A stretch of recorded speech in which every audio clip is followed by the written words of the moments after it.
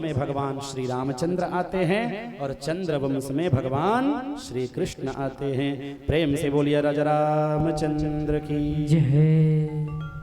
सूर्य वंश का वर्णन शुकदेव जी महाराज करते हैं। इसी क्रम में मनु के पुत्र नभग हुए, नभग के नाभाग और नाभाग के महाराज अम्बरीश हुए, जो कि भगवान के बहुत बड़े भक्त हुए। अम्बरीश सम्राट राजा है, चक्रवर्ती सम्राट है, लेकिन भगवान का भोग स्वयं अपने हाथों से लगाता है। स्वयं पैदल चल के भगवान के मंदिर जाता है और मंदिर में स्वयं झाड़ू लगाता है, पोछा करता है, स्वयं भगवान के लिए चंदन घिसता है। राजा अम्बरीश कहता है, सवई मनः कृष्ण पदारविंदयो हो। मन वही है जो भगवान श्री कृष्ण में लग जाए। करौ हरेर मंदिर मार्जनादिषु। हाथ वही है, हाथ वही है जो भगवान की सेवा करे।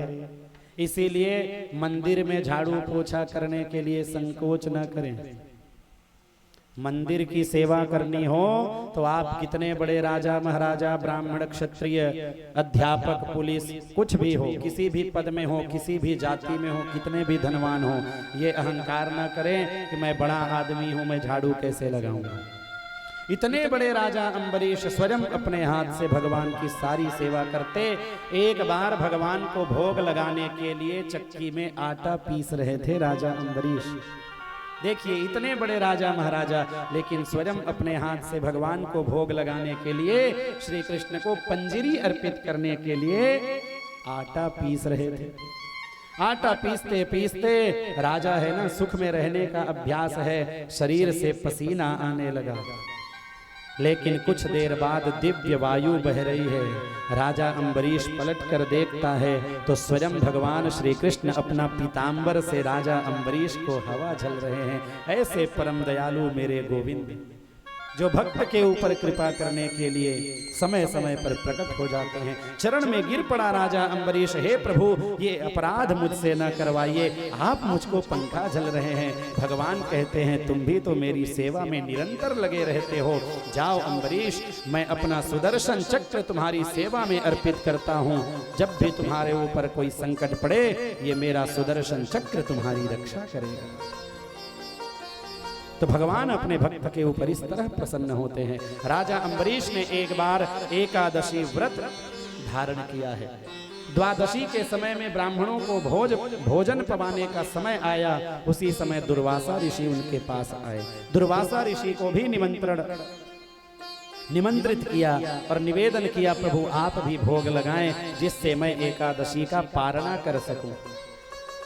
दुर्वासा ऋषि ने कहा, राजन थोड़ी देर रुको, मैं स्नान इत्यादि करके संध्या वंदन भगवान की पूजन करके आता हूँ, उसके बाद भोजन ग्रहण करूंगा। राजा अम्बरीश दुर्वासा ऋषि की प्रतीक्षा करने लगे, लेकिन अब ऐसी तिथि आ गई कि उन्हें पारणा करने का समय आ रहा है। राजा अम्बरीश ने ब्राह्मणों से पूछा, मैं पारणा कर लूं? यदि सही तिथि पर, विशेष तिथि रहते मैं पारणा न करूं तो मुझे दोष लगेगा, और यदि मैंने दुर्वासा ऋषि को निमंत्रण दिया है, उनके आने से पहले कुछ ग्रहण करता हूं, तब भी दोषी। तो आप ब्राह्मण लोग उपाय बताएं, मैं क्या करूं? तो ब्राह्मणों ने कहा, आप केवल जल से आचमन कर लें, जल से पारणा कर लें, जिससे आपको दोष भी नहीं लगेगा। तो राजा अम्बरीश ने जल से पारणा कर लिया, और जैसे ही पारणा किया, तुरंत दुर्वासा ऋषि आ गए और क्रोध में उनको दंडित करने लगे कि पहले तो ब्राह्मण को, ऋषि मुनियों को निमंत्रण देते हो और मेरे आने से पहले स्वयं पारणा कर लिया, जल भक्षण कर लिया। क्रोधित हुए हैं।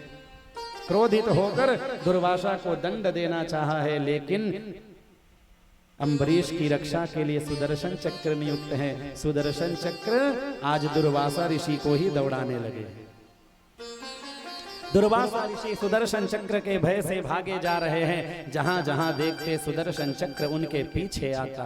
ब्रह्मलोक में गए। ब्रह्मलोक में जाकर ब्रह्मदेव से निवेदन किया, प्रभु सुदर्शन चक्र पीछे लगा है, मेरी रक्षा करें। ब्रह्मदेव ने कहा, जिनका सुदर्शन चक्र है उन्हीं का आज्ञा मैं भी मानता हूं, उनके सुदर्शन चक्र से मैं रक्षा नहीं कर सकता। महादेव के पास गए दुर्वासा ऋषि, महादेव ने भी हाथ खड़े कर लिए। जो भगवान विष्णु का शत्रु है, भगवान विष्णु का अपराध कर दिया है, उनकी रक्षा भोले बाबा भी नहीं कर सकते। यही स्थिति जयंत का हुआ था जब भगवान श्री राम का अपराध किया था।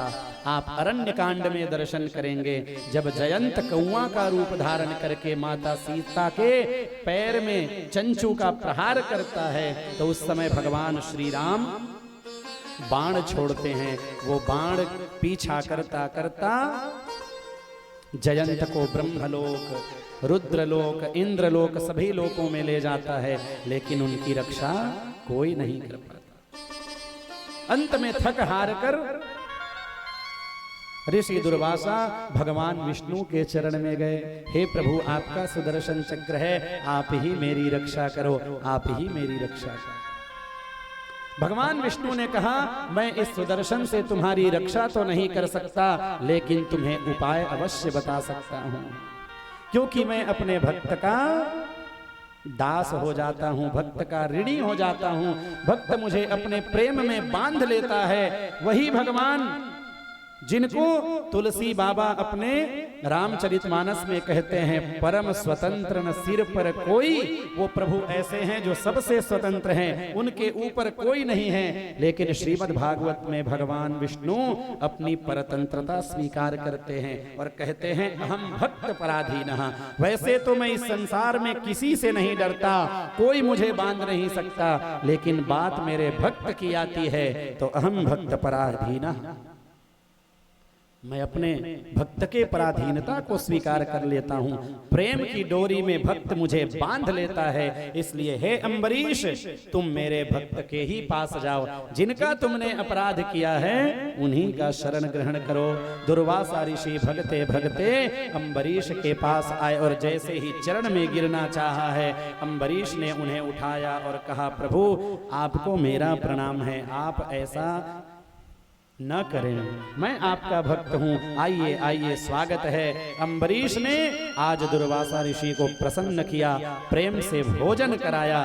तो ये है भगवान के भक्त का पावन चरित्र। इसीलिए भगवान के भक्त का कभी अपराध नहीं करना चाहिए, क्योंकि भगवान का ये संकल्प है। सुनु सुरेश रघुनाथ स्वभावु, भगवान का स्वभाव कैसा है, निज अपराध रिसाही न काहू।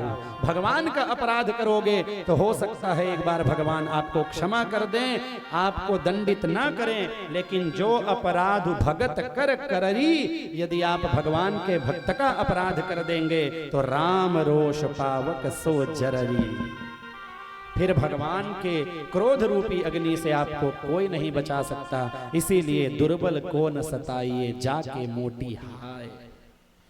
इसीलिए दुर्बल को, संतों को, ब्राह्मणों को नहीं सताना चाहिए, क्योंकि ये भगवान के भक्त होते हैं, इनकी रक्षा स्वयं भगवान करते हैं।